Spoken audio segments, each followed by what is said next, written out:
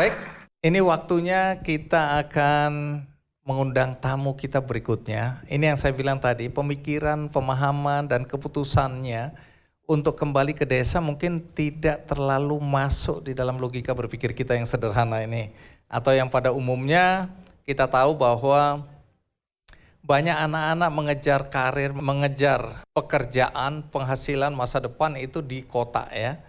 Nah, teman kita yang satu ini berasal dari desa dan kemudian punya kesempatan ya untuk berkarya, bekerja di sebuah perusahaan multinasional, tapi memilih untuk kembali ke desa. Siapa dia? Mari kita sambut Aang Permana. Aang Permana. Aang, apa kabar? Sehat-sehat Bang. Iya, kamu bawa apa ini? Oleh-oleh.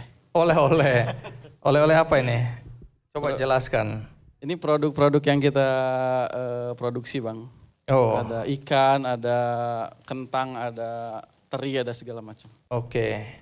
Ini si petek. Sipetek. Si petek crispy ikan. Si petek ikan tabur. Apalagi nih? Ya, dan lain-lain ya. Ada juga apa ini? Ada kentang, Oh, mustofa. kentang. Ini teman-teman. Jadi nanti cerita ya. Yap. Bagaimana kamu memilih dengan sengaja, bukan karena kecelakaan ya, untuk tinggal di desa, berkarya di desa, dan go internasional juga dari desa. Silakan duduk kalau gitu. Aang, tadi aku cerita ke teman-teman bahwa kamu pernah setelah lulus ini ya, setelah lulus IPB, kamu pernah bekerja di perusahaan asing. Ya. Perusahaan apa itu? Perusahaan oil and gas. Oke, miliknya negara mana? Miliknya Timur Tengah. Oke, berapa lama kamu kerja di situ? 2 tahun. Sebagai apa? Environmental spesialis, jadi sebagai lingkungan. Oke, tugasmu apa itu di situ? Tugas saya itu dalam 1 bulan itu 2 minggu di kantor, 2 minggu di lapangan Bang. Jadi keliling-keliling Indonesia, hampir semua provinsi di Indonesia selama 2 tahun itu saya sudah kunjungin gitu. Jadi kerjaan saya keliling-keliling Indonesia, pulang ke kantor, bikin laporan, jalan-jalan lagi. Jadi kalau ada istilah itu hobi yang dibayar, jalan-jalan tapi dibayar. Jadi kerjaan saya itu karena di lingkungan background saya di perikanan, jadi neliti terumbu karang, nyelam. Saya ke Raja Ampat, ke Natuna, ke laut-laut yang indah di Indonesia itu. Yang orang lain datang harus bayar, saya datang dibayar. Dibayar. Masih ada lowongan nggak itu? Teman-teman ada yang mau lamar ini? Ini hobi yang dibayarin atau kesenangan yang dibayar ya? Oke, jadi itu pekerjaanmu. Iya. 2 tahun. Selama 2 tahun. Dan kemudian kamu memilih berhenti. Kamu Memilih dipecat atau berhenti dengan hormat? Saya resign Bang. Saya resign karena? dan pulang kampung. Karena saya punya hutang. Apa itu? Hutang apa? Jadi hutangnya itu berapa katanya? Jadi hutangnya itu yang tidak bisa dibayar dengan uang. Karena saya dari kecil dibantu banyak orang, saya sekolah menggunakan SKTM, surat keterangan tidak mampu. Jadi kemana-mana itu saya harus pakai itu tuh. Jadi dari SD, SMP, SMA sampai kuliah, semuanya didanai oleh beasiswa. Jadi banyak banget orang yang baik ke saya Bang. Orang ngasih uang ke saya, ngasih bekal ke saya dan segala macam. Beasiswa ini ukurannya karena miskin. Karena miskin ketika di IPB itu saya dapat dari awal masuk sampai lulus dapat 8 beasiswa. 4 untuk kategori beasiswa kurang mampu, 4 untuk kategori beasiswa berprestasi. Baik ya. Kenapa sampai harus ada keterangan tidak mampu tadi? Karena kalau misalkan sekolah kita harus bayar Bang. Tapi kalau misalkan pakai SKTM itu jadi digratiskan gitu.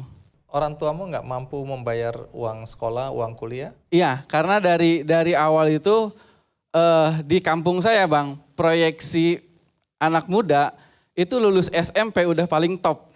Udah jadi, apalagi kalau misalkan anak muda di desa saya bisa sekolah SMA, itu sudah jadi calon mantu idaman. Jadi saking jarangnya orang yang mau kuliah gitu. Ini di kampungmu ya? Lulusan STM atau SMK Udah, masuk kategori kategori calon mantu idaman. Alamatnya di mana? Oke, terus Ya, jadi pendidikan di sana relatif rata-rata rendah ya. ya. Jadi kalau udah SMA udah top. Udah Itu top. karena apa? Karena Ya pertama karena mungkin nggak ada wawasan harus melanjutkan pendidikan gitu kan. Jadi SMA udah bisa kerja ya udah gitu. Kayak gitu.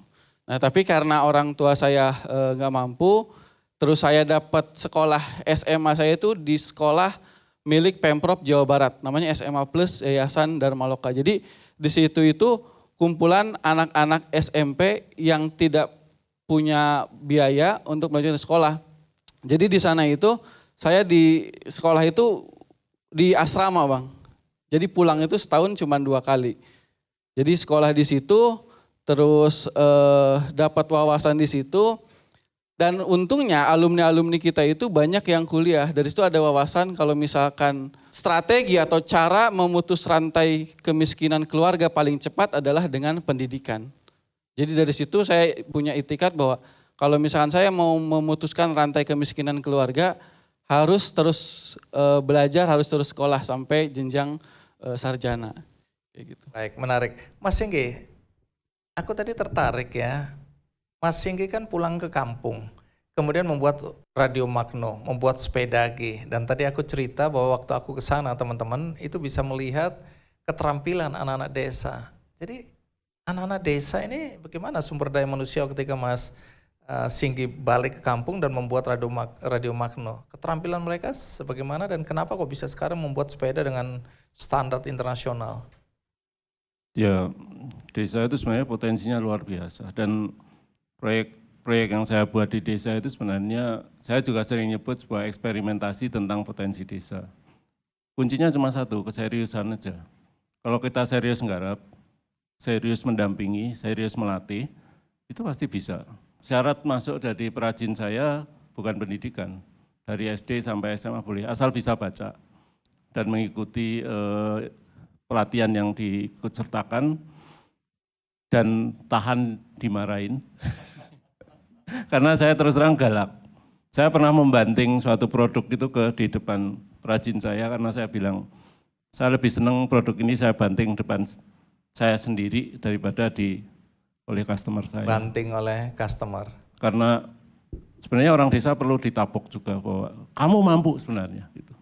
Kadang mereka nggak mau dan mereka sudah mematok standar yang rendah. Ini yang sebenarnya harus ditapuk tadi. Kalian berangkat pagi-pagi udah macet, ya. Negara ini memberikan subsidi BBM yang sia-sia itu berapa triliun. Jadi kalau teman-teman di kota nggak punya kesadaran seperti ini, negara kita lama-lama bangkrut untuk sesuatu yang sia-sia.